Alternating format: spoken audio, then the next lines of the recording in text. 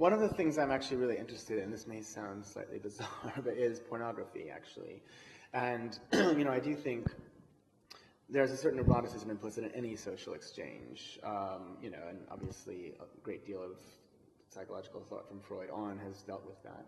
But if you think about the trajectory of pornography, in which it went from being heavily involved with the beginnings of moving images in terms of different kinds of peep shows, and then obviously it became a very public situation when people would go to cinemas and watch it on film. But with the advent of video, of course, then it went into the domestic market, and now obviously over 80% of all hits on the internet are for pornography. So people are watching moving images online, but a lot of them deal with this specific kind of content. But if you begin to think of that as a framework for thinking about the experience of watching other kinds of films and videos by artists, I think it is very interesting to consider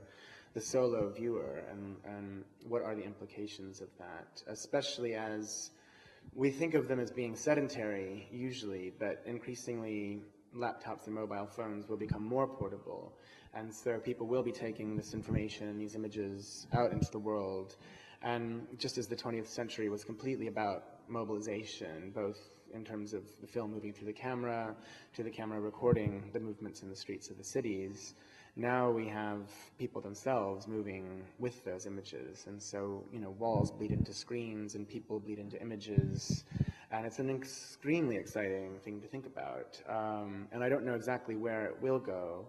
but I do think the whole notion of kind of tactility and eroticism is really interesting to think about. And yeah, I don't know exactly what will happen to the individual viewer, because I think it will be less about just sitting at home at a desk, and possibly the range of experiences that we'll have with moving images will be far more diverse and far more active and mobilized. I think the whole idea of how images move is really interesting and essential to how we think about this. And if you look at photographers like Robert Frank, for instance, whose whole body of work is about negotiating the difference between a still and a moving image, or someone like Nan Goldin, who's quite interested in filmmakers like Chris Marker's La Jetée, in which still images are put into motion through montage and through some kind of a narrative. But I think equally that kind of editing structure and montage structure is being radically shifted by the wipes and other kinds of digital processes. So if you go back to an essay like Peter Wollen's Fire and Ice, I think that's still the crux of the whole issue, is that bizarre space that exists between an image and when it starts to move, whether that movement is through technical means or through narrative means. But I think it's a fundamental philosophical question that will never really leave the train of moving images.